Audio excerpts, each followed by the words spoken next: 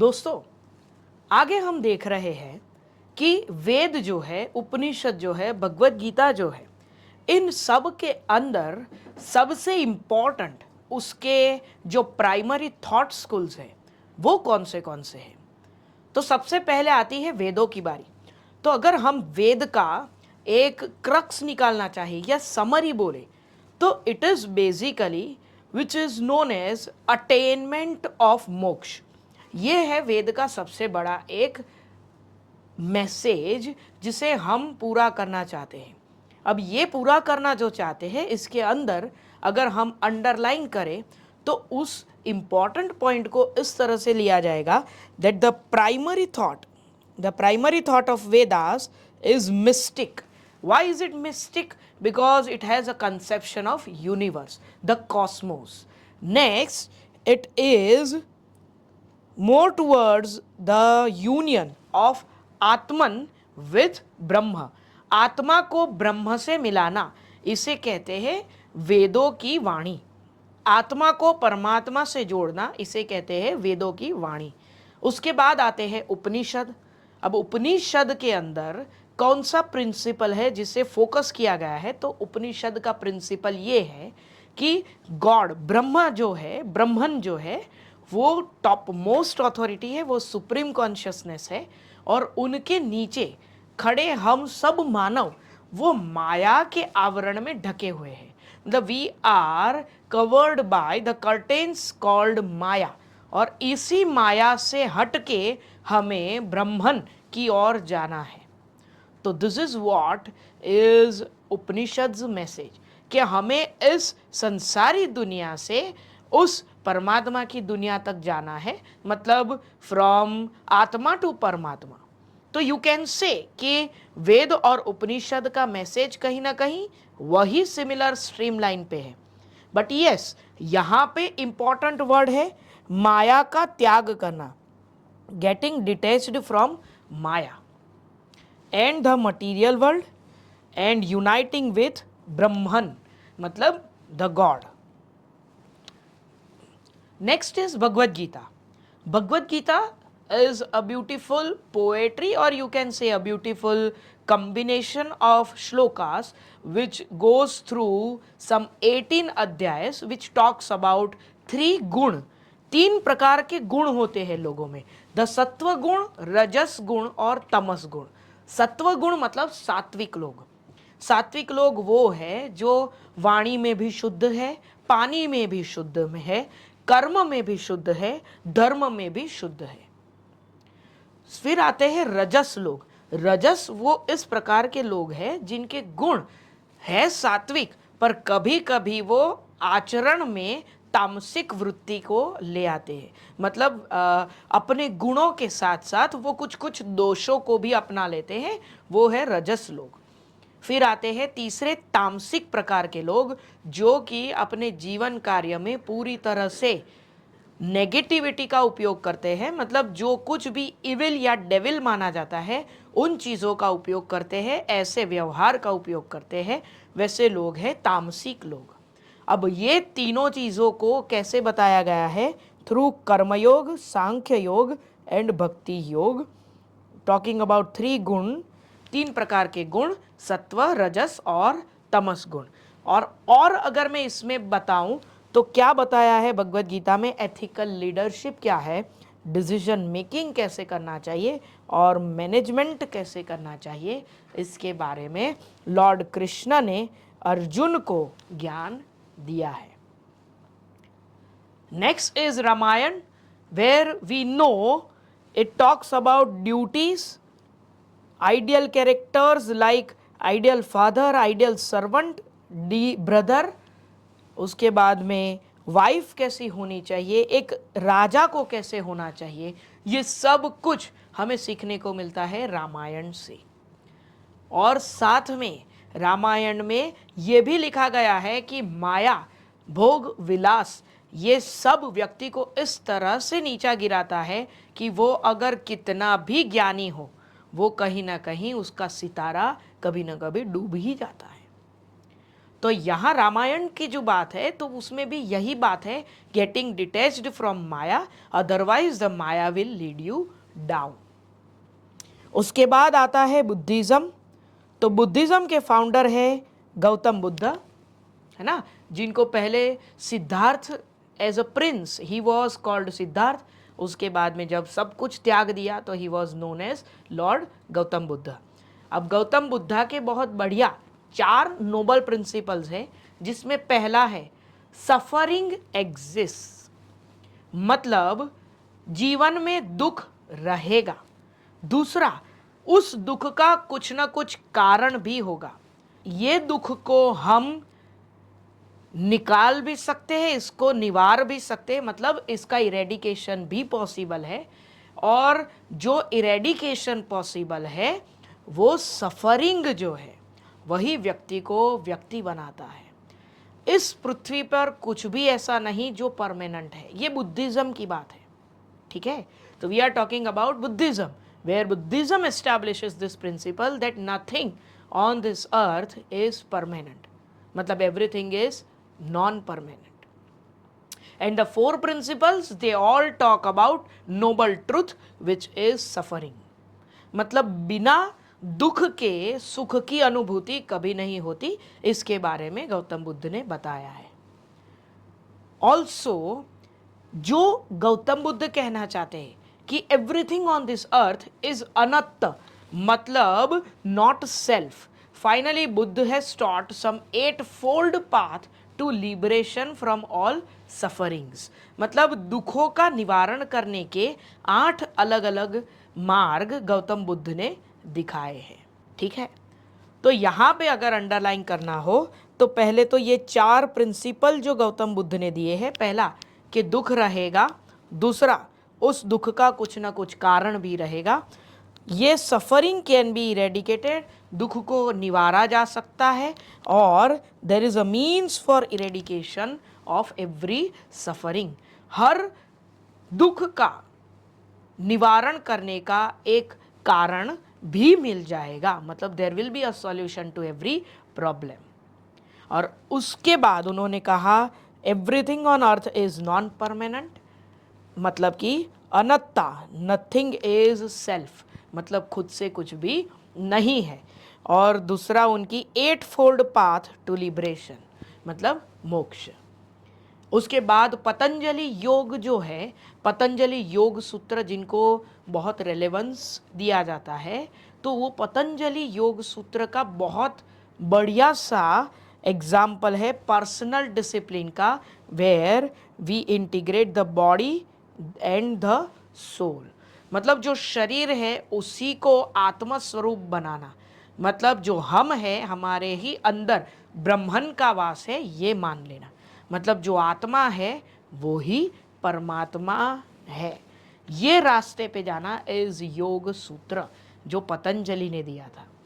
Let's underline the important point over here that the individual self with the universal self. और ये करने के लिए माय डियर फ्रेंड्स, अगर हमें अपने आत्मा को परम आत्मा से जोड़ना है तो इसके लिए हमें योग अभ्यास करना पड़ेगा।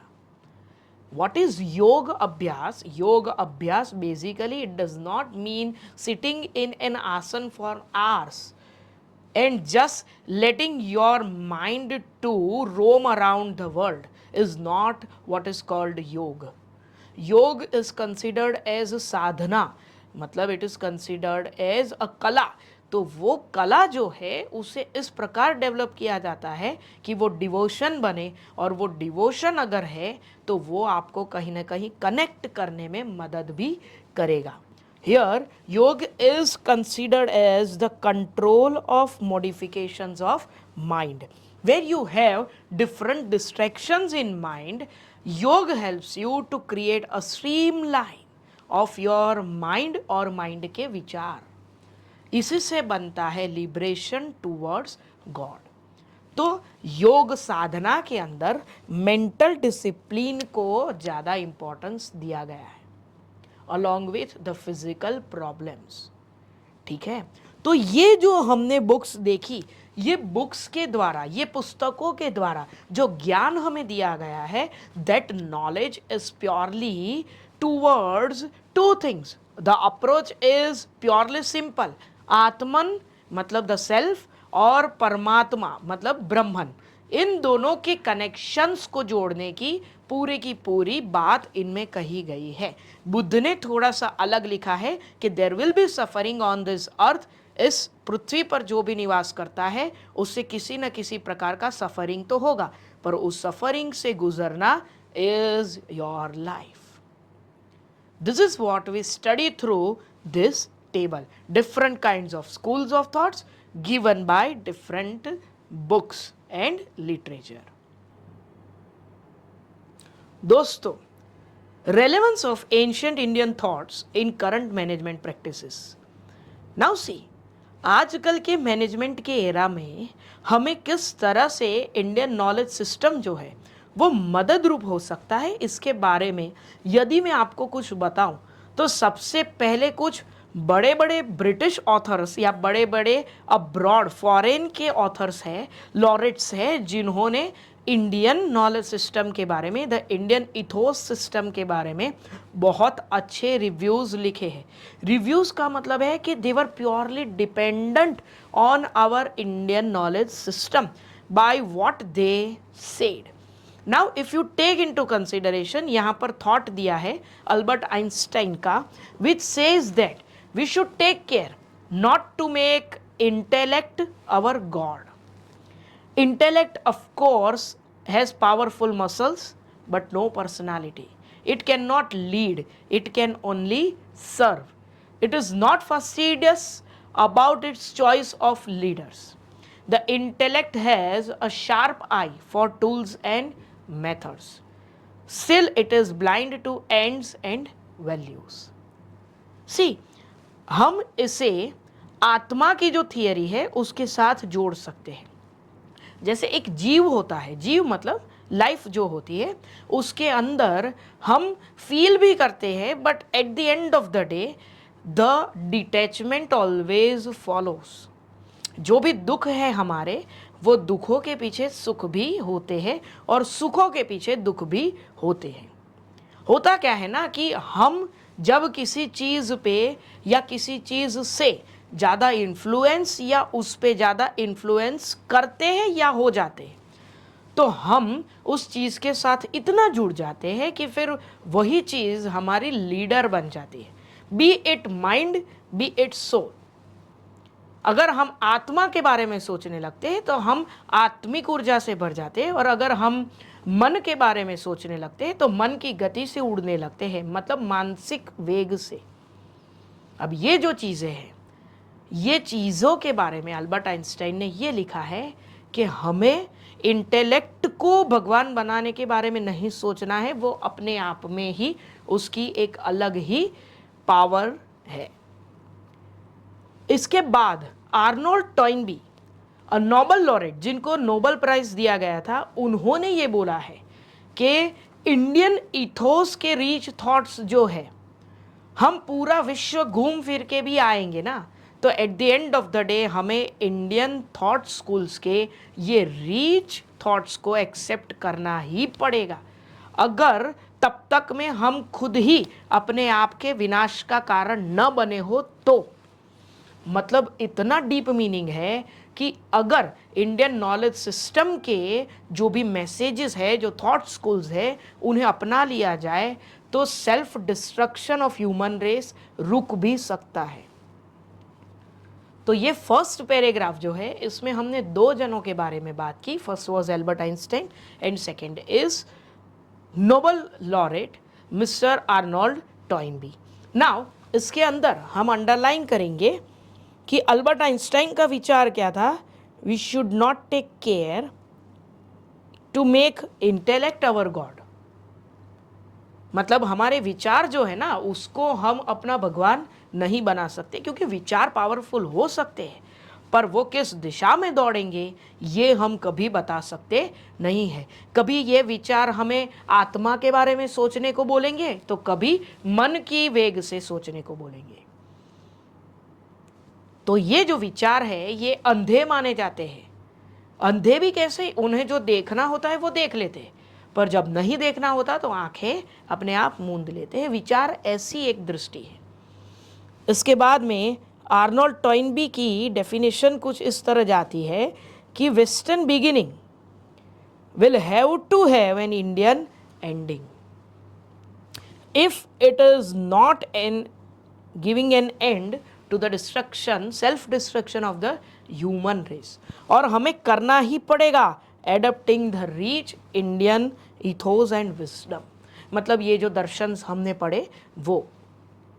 अब अगर मैं आपको इंडियन इथोस के बारे में बात करूं तो हमें मैनेजमेंट अगर देखना हो तो हमारे विजडम हमारे बुक्स में ही दिख जाते हैं। और वो बुक्स भी कौन सी है? श्रीमद् भगवद गीता, उपनिषद, बाइबल, कुरान, ये सब बुक्स जो है ये हमारे लिए सॉल्यूशंस भी लाती है और इंडियन सिस्टम ऑफ एथिक्स भी डेवलप करती है, जिसे हम कहते हैं Indian ethos for management. Management को चलाने के लिए भी एथिक्स चाहिए। इन एथिक्स को अगर हमें सीखना हो तो ये सीखने को मिलेगा हमें अपनी ही बुक्स से।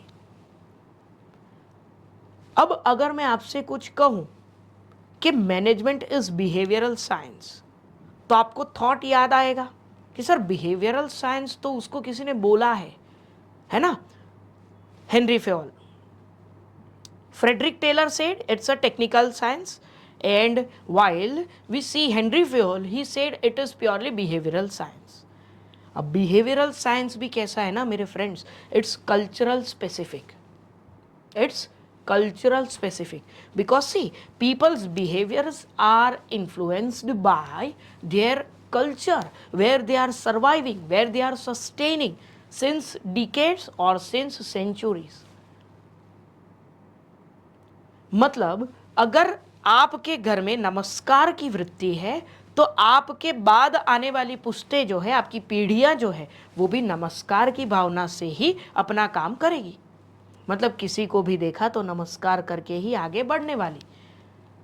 अगर आपके घर में बच्चे ये देखते हैं कि आप सबसे हंस के बात करते, तो बच्चे भी वही एक टेंडेंसी को लेकर चलेंगे। तो basically in Indian ethos management is a behavioural science, but that behavioral science has a deep roots in cultural specificism.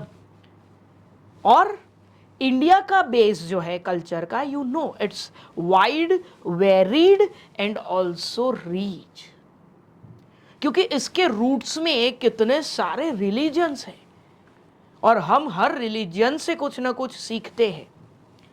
जैसे हिंदुइज्म से सीखते हैं, बुद्धिज़्म से सीखते हैं, इस्लाम से भी सीखते हैं, हम क्रिश्चियनिटी से भी सीखते हैं। हम बहुत सारे रिलीजन्स को एक साथ पढ़ के उन सब की थॉट स्कूल में से कुछ ना कुछ अच्छा सीखने का प्रयत्न ज़रूर करते हैं।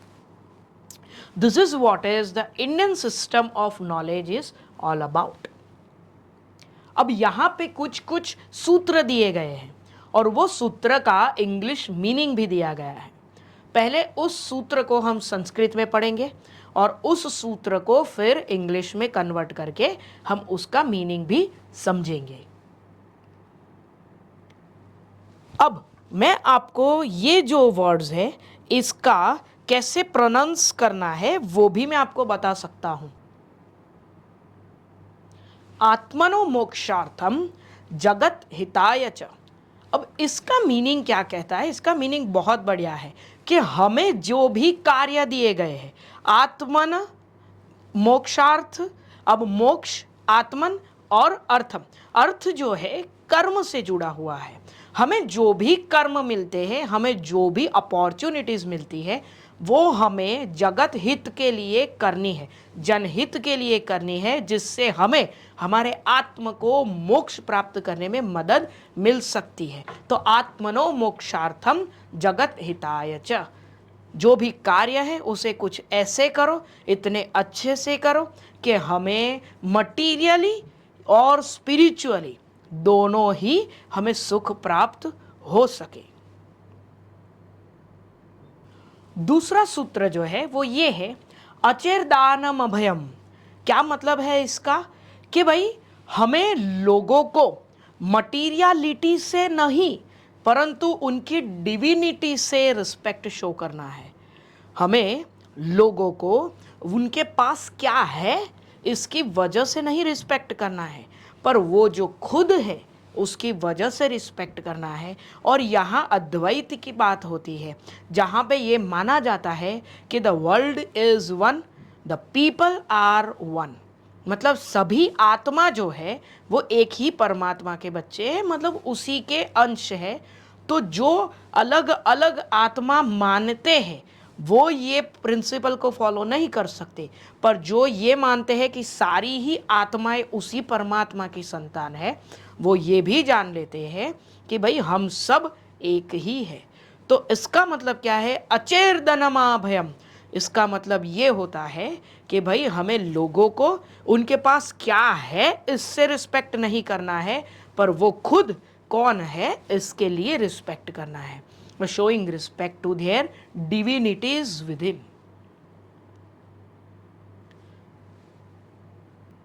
नेक्स्ट, अब जो थर्ड प्रिंसिपल हमें दिया गया है वो है आत्मनः विन्द्यते वीर्यम।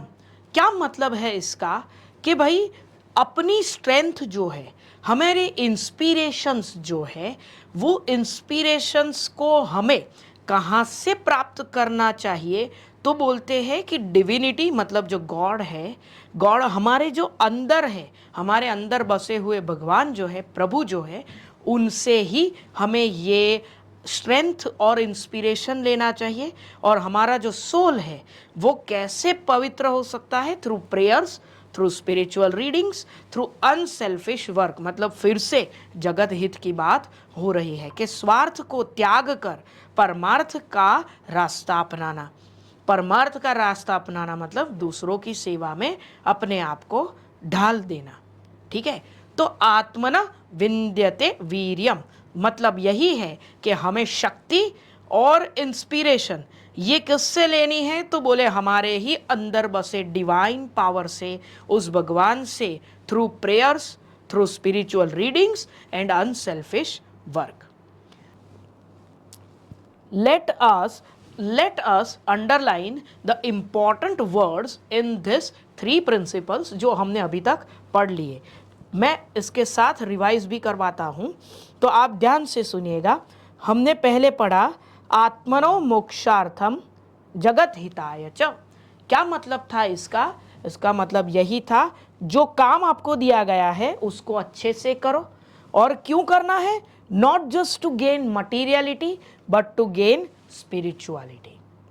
दूसरा क्या बोला है? अचेर्दनम भयम मतलब यही है कि हमें लोगों की सेवा करनी है, not because of their material wellbeing but because of their divinity with in. उनकी आत्मा को हम छू रहे हैं, उन्हें छूना नहीं है, है ना। हम बहुत बार बोलते हैं कि मुझे उनके दिल तक जाना है, तो दिल में बसे उस प्रभु तक जाने को ही हम अचेर्दनम अभयम बोलते हैं। नेक्स्ट इज आत्मन विन्द्यते वीर्यम। यहाँ हमने क्या पढ़ा? यहाँ हमने पढ़ा जो स्ट्रेंथ हमें मिलती है, जो इंस्पिरेशन हमें मिलता है, वो हमारे ही अंदर के भगवान से, और वो भी through prayers, spiritual readings and unselfish work हमें प्राप्त हो जाता है। चलिए दोस्तों, आगे का फोर्थ प्रिंसिपल पढ़ा जाए, जिसमें बोला गया है योग कर्मसु कौशलम समत्वम योगमुच्यते। क्या मतलब है इसका? कि वह व्यक्ति जो योग से अपने मन को शांत कर लेता है, और वो जो उस शांत मन से कोई भी कार्य करता है, तो उस सारे कार्य में उसको सक्सेस अवश्य मिलता है। और उसका वो मन जो है, वो जो भी धारित करता है वो उससे प्राप्त हो सकता है। क्यों? क्योंकि अगर मन शांत है तो फिर सारे कार्य प्रबल इच्छा के कारण होने ही वाले हैं, पर मन उसके लिए शांत होना अति आवश्यक है। ये पूरा उसका मीनिंग है। यहाँ हमें जो दिया गया है इट्स नॉट इनकरेक्ट, बट ये जो मीनिंग है वो उसका बहुत छोटा सा एक समरी है। ठीक है, तो यहाँ अंडरलाइन करेंगे योग कर्म सुकौशलम समत्वम योगम उच्यते, विच मीन्स दैट जो व्यक्ति मन को शांत करके कार्य करता है वो ही उसे प्राप्त भी कर लेता है और उसे सक्सेस भी अवश्य मिलता है। इसके बाद का प्रिंसिपल आज के हमारे कंटेम्पररी वर्ल्ड के लिए बहुत ज़रूरी है। जहां आज लोग डिप्रेशन के वजह से मर रहे हैं, लोग डिप्रेशन की वजह से अपने आप को पीड़ित प्राप्त कर रहे हैं, वही उस दिशा में लिखा गया ये सुक्त है जो कहता है यत् इषि भावनायस्य सिद्धिर्भवति तादृशी ही। कहना ये चाहते हैं कि जैसे तुम्हारे मन का भाव होगा उसी प्रकार का फल तुम्हें मिलेगा। मतलब जो तुम सोचोगे या दिशि, जो सोचा है, भावनायस्य मतलब जैसी तुम्हारी भावना तुमने सोची है उसी प्रकार की, सिद्धिर भवति तादृशी। कहना यही है कि जो तुमने सोचा है वैसा ही तुम प्राप्त करोगे। तो अगर अच्छा सोचा है तो उसका रिजल्ट भी कैसा होगा? अच्छा होगा। मतलब they are talking about the positive psychology hundreds of years back. तो यहां अंडरलाइन करेंगे या दिशि भावनायस्य सिद्धिर्भवति तादृशी, which means as we think we succeed, then we succeed also। दोस्तों, हमारा अगला प्रिंसिपल है परस्परम भावयन्तः श्रेयः परम भावप्यस्थः। क्या मतलब है इसका?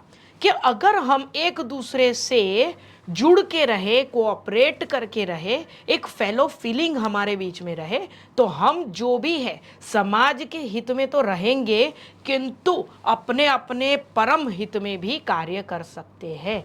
हमें भी मटीरियली और स्पिरिचुअली दोनों ही हाईएस्ट पोजीशंस मिल सकती है। अब ये जो प्रिंसिपल है, यही प्रिंसिपल आपने पढ़ा है अपने 12th के OCM में भी, जहां बोला जाता था coordination, cooperation, peace, harmony, aspirate, डिकॉर्ड्स।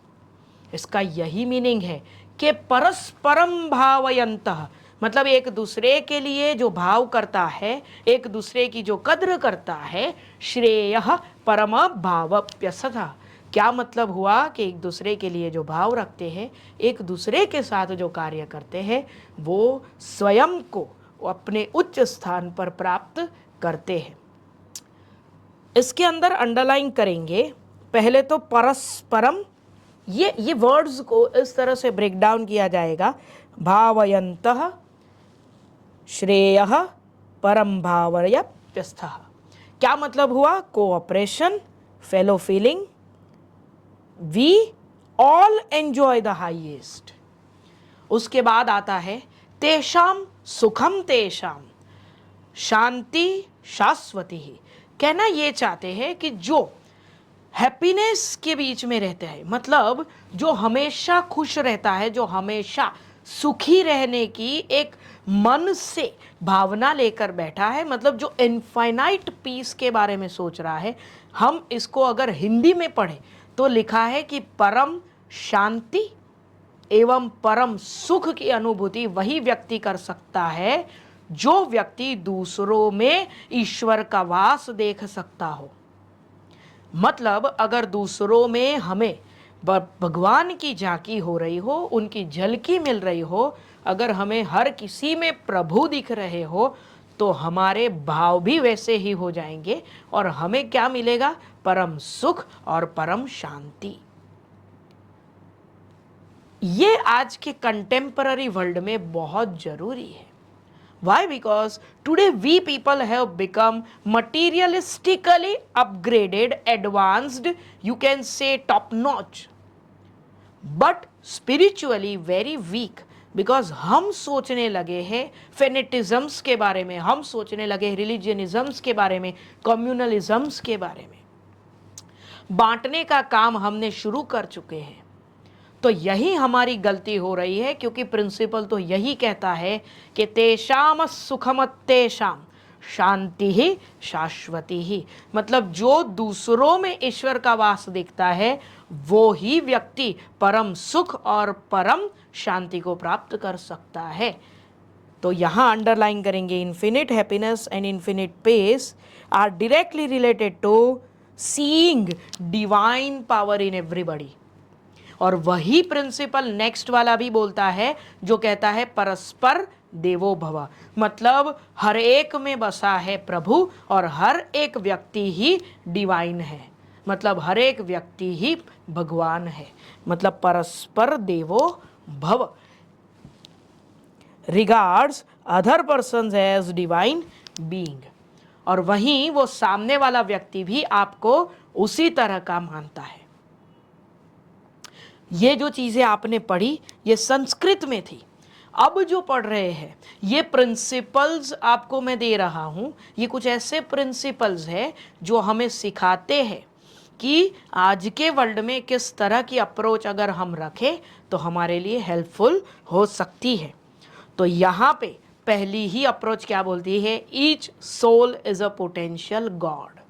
Y potential? Because after death that आत्मा के बारे में कोई नहीं जानता कि वो आत्मा कहाँ जाने वाली है, किधर प्राप्त होगी, वो कहाँ से आएगी, कहाँ को जाएगी, ये किसी को पता नहीं है। तो हम उस आत्मा को ही परम आत्मा मानते हैं। Each soul is potential god. यहाँ पे अगर हमें लिखना हो कुछ तो हम क्या लिख सकते हैं? तो यहाँ पे अंडरलाइन करेंगे, a human being has a soul, a spark of divine. The divine resides in heart of a person. Divine means what? Perfection of knowledge, wisdom, power. सब कुछ सही प्रमाण में होना, जिसे हम इंग्लिश में डिवाइन कहते हैं, और हमारे अगर संस्कृत में बोले तो उसे पवित्र या परम बोलते हैं, जिसे हम डिवाइन कहते हैं। ठीक है, इसका पावर कैसा है? इसका पावर भी इमेंस है, और एनर्जी फॉर सेल्फ डेवलपमेंट, आत्म कल्याण, आत्म सुधार, उसके लिए भी इसके पास हर एक रास्ते है। It can achieve any impossible goal, it can change any impossible goal into reality. Association of God and human beings can show extraordinary result, मतलब अगर हम, मतलब कि आत्मा परमात्मा से कनेक्ट कर जाए तो क्या कुछ एक्स्ट्राऑर्डिनरी रिजल्ट हमें देखने को मिल सकता है। A human being can develop not only personal development but also he can bring prosperity to society and organization. अभी पर हमने प्रिंसिपल पढ़ा जहां हम अटक गए थे, परस्पर परस्पर, इसमें जो हम अटके थे ना वो परस्परम, वो यही है कि एक दूसरे के प्रति अच्छा भाव जो आप में, a human being can develop harmony, happiness also to society without injustice to others. अब आता है होलिस्टिक अप्रोच। होलिस्टिक अप्रोच क्या बोलती है कि एक यूनिटी होती है द डिवाइन पावर के बीच में, द इंडिविजुअल सेल्फ के बीच में और यूनिवर्स के बीच में। ये प्रिंसिपल ऐसा है कि हम ही नेचर भी है, नेचर ही हम है, और यही नेचर गॉड है और गॉड ही नेचर है। मतलब तीन चीज़ों का एक मिलन एक जगह पे होना is this holistic approach, where in एकता के बारे में बताया गया है, यूनिटी के बारे में बताया गया है, ऑफ हुम द सेल्फ, मतलब द आत्मन, परमात्मा और प्रकृति, मतलब नेचर, सेल्फ एंड गॉड, तीनों एक साथ अगर जुड़ जाए तो यही होता है होलिस्टिक अप्रोच, जिससे मिलता है spiritual principle of unity, oneness, non dual concept, जिसको अद्वैत बोलते हैं कि कोई दूसरा नहीं है, सब एक ही है। Under this principle the universe is undivided whole, यहाँ पे कुछ अलग नहीं है, सब कुछ पृथ्वी पे है या पृथ्वी सबकी है। इसी तरह का प्रिंसिपल यहाँ पे स्थापित किया जाता है।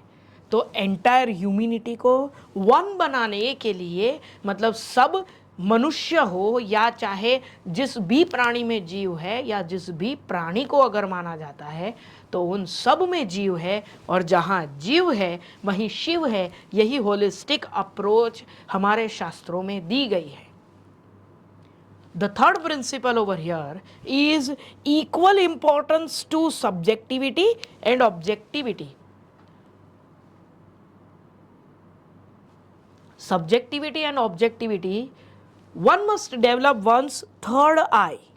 Third eye sir, third eye, हाँ, यहाँ बीच में जो आपने नॉर्मली लॉर्ड शिवा के पोस्टर्स में या पेंटिंग्स में देखा होगा कि उनकी तीसरी आंख है, वो तीसरी आंख बेसिकली किस चीज़ की है? It is an I of wisdom, vision, insight, foresight. और इन्हें इसीलिए संस्कृत में कहा जाता है ज्ञान चक्षुः। वो जो दिखता नहीं है पर अगर वो एक्टिवेट हो गया, इसको ज्ञान चक्र भी बोलते हैं। ये चक्र अगर एक्टिवेट हो गया तो आप भूत भविष्य वर्तमान के साथ साथ जो भी परम सुख है, परम शांति है या परम धैर्य है, इन सब को प्राप्त कर सकते हैं। दैट इज योर ज्ञान चक्षुः।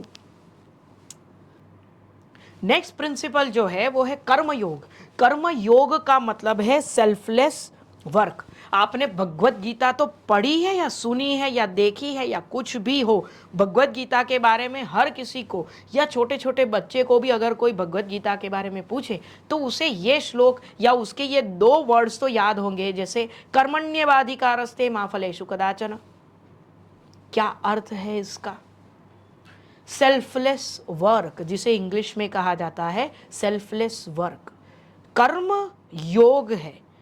जो कर्म कर रहे हो उसी को सुप्रीम मानकर कर्म करो। Don't look for benefits, don't look for इधर it is giving you private benefit और it is giving you public benefit. Just do your work. और यही काम करते रहने से आपके जीवन से jealousy, hatred, greed, anger, arrogance कम हो जाता है और team spirit, team work, management, minimum control, supervision सब अच्छा होने लगता है। मतलब हमारे दूसरों के प्रति जो भाव है वो बदल जाते हैं। इसका मैं आपको एक एग्जाम्पल भी दे सकता हूं कि सोचिए आप पढ़ रहे हैं लाइब्रेरी में बैठ के, पर आपके सामने बैठे हुए 2 व्यक्ति वो कंटिन्यूअस आवाज कर रहे हैं। क्या आपको पढ़ने को मन करेगा? नहीं करेगा। क्या होगा? आप थोड़ी देर तक सहन करेंगे, उसके बाद में पेशेंस लेवल आपका जो है वो धीरे धीरे फ्रस्ट्रेशन लेवल में कन्वर्ट हो जाएगा, वो फ्रस्ट्रेशन एंगर में कन्वर्ट हो जाएगा। एंगर विल मेक यू से something bad about them on their face, और इधर you will leave the place. होगा क्या? नुकसान किसका? आप ही का होगा। अगर वो बोल रहे थे और कर्म आप करते रहे, क्या होगा? कुछ देर तक वो अपने कार्य करते रहेंगे, मतलब कि वो आप पर हंस रहे थे या कुछ मस्ती कर रहे थे वो करते रहेंगे, पर कुछ देर बाद वो अपने आप शांत होकर आपकी ही तरह, आपके ही ऑरा से प्रभावित होकर वो भी कार्य करने लगेंगे। और यही कार्य से क्या मिलता है? All round happiness and prosperity.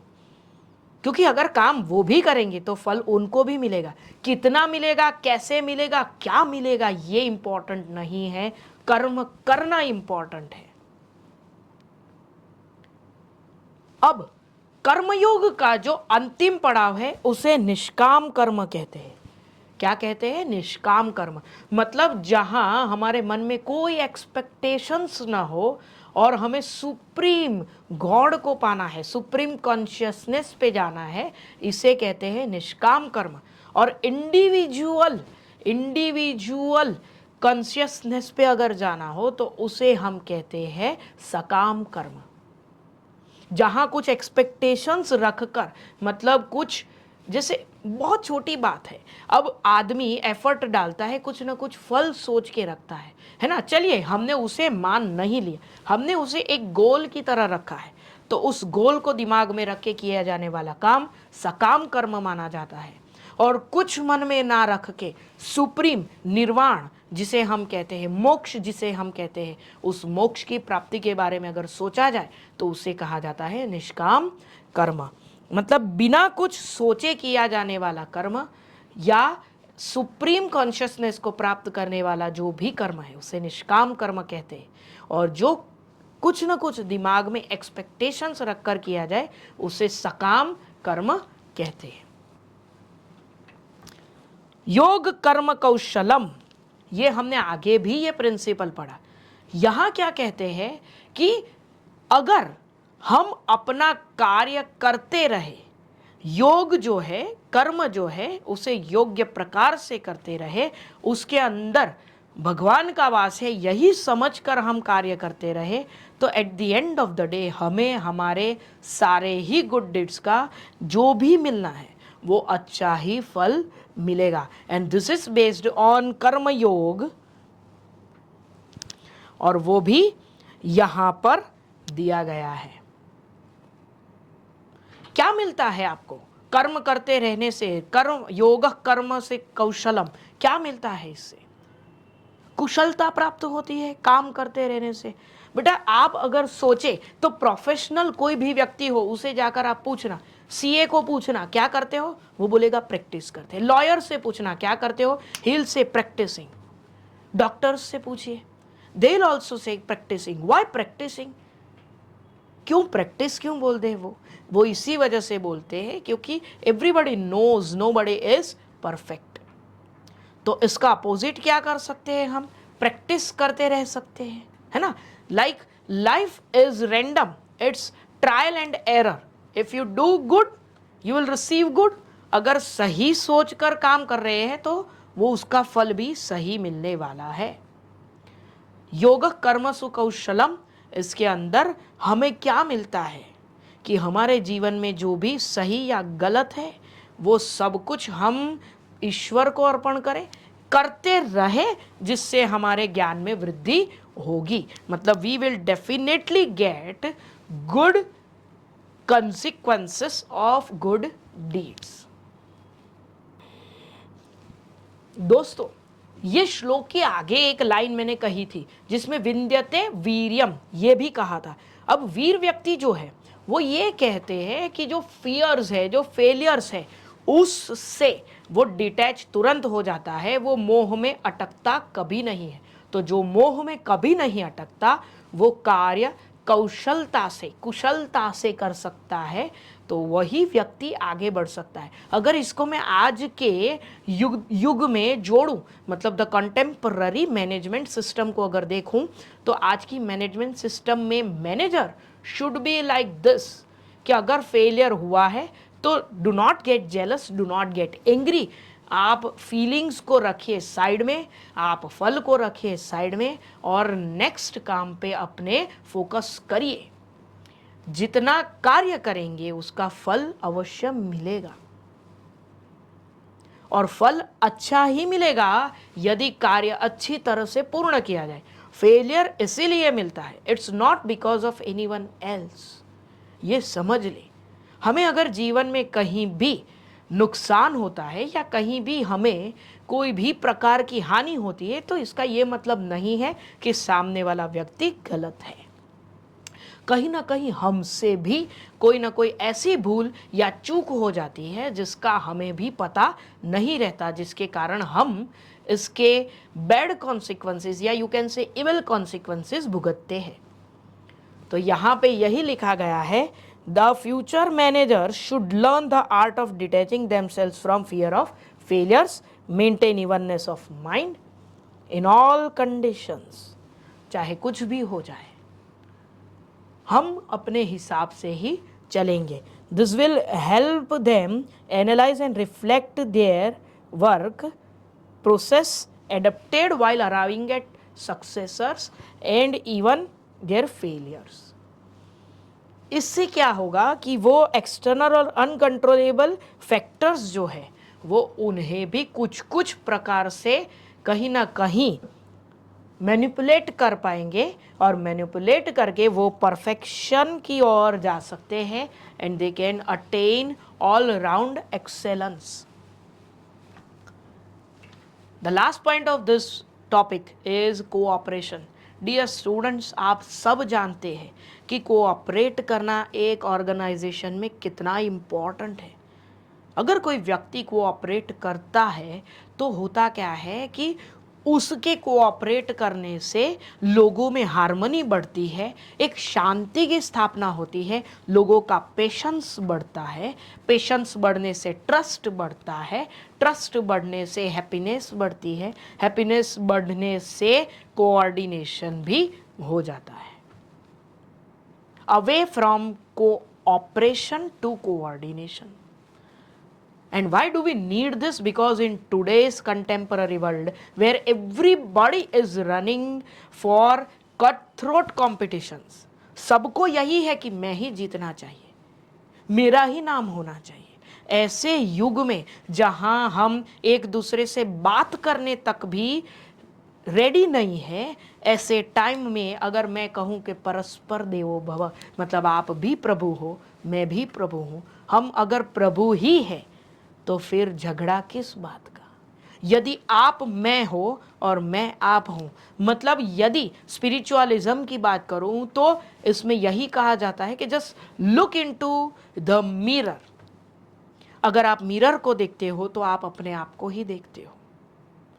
अगर आपको सामने वाले को मारना है तो आपको यहां मारना पड़ेगा, यहां। If you want the other person in the mirror to be hurt, you will have to hurt yourself। यही प्रिंसिपल को अगर लेकर हम इस विश्व में घूमें तो हमें किसी भी प्रकार से किसी की ओर कोई रोष नहीं रहेगा, मतलब एंगर नहीं रहेगा, फ्रस्ट्रेशन नहीं रहेगा, जेलसी नहीं रहेगी, या हम हर जगह अपने जॉय को फाइंड कर लेंगे। We will definitely reach the परम शांति एंड परम सुख वाला प्रिंसिपल। तो यहां पे अंडरलाइन कर सकते हैं, cooperation is powerful in any enterprise, cutthroat competition is found and today's world has become struggle for existence. ऐसे समय में इंडियन इथोस डिनोट करते हैं royal road for human beings cooperation, जहां परस्पर देवो भव की भावना है इस इंडिया के रिच कल्चरल हेरिटेज में। आप देख सकते हैं कि पावर जो डिस्क्रिमिनेशन का है उससे भी भयंकर पावर स्पिरिचुअलिज्म का भी इंडियन इथोस ने डेवलप कर दिया है। जो सोसाइटी में होने वाला है, जो हो सकता है, ऐसी चीज़ों को पहले ही ध्यान में रख के कितने ही वर्षों पहले ऋषि मुनिगण ये सब लिख चुके हैं। हमारे पास वक्त नहीं है कि हम उसे पढ़ें।